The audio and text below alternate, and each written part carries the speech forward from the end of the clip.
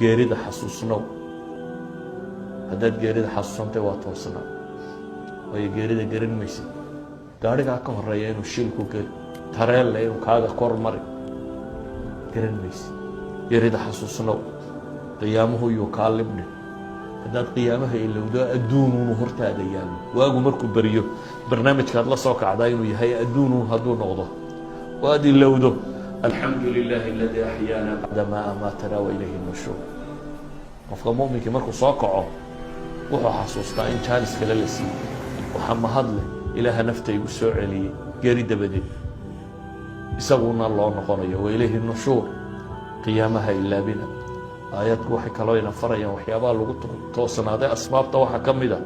alamru bilmacruufi wanahyu cani ilmunkar xadaraad badan oo hore duuban waa helaysaan oo asbaab alistiqaama ah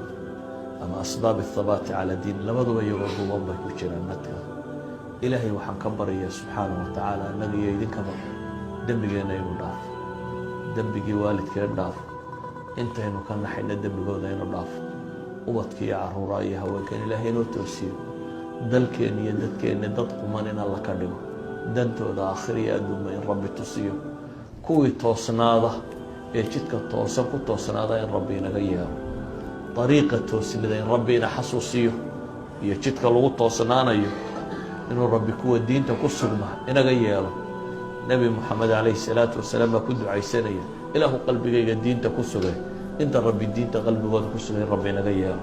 sala allahuma calaa muxamedin wacala aalihi wasaxbihi wasalam walxamdu lilaahi rabbi alcaalamiin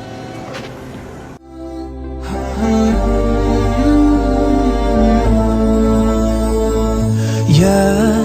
نور الهلال أقبل تعال فالشوق طال والقلب سما نحو السماء مترنما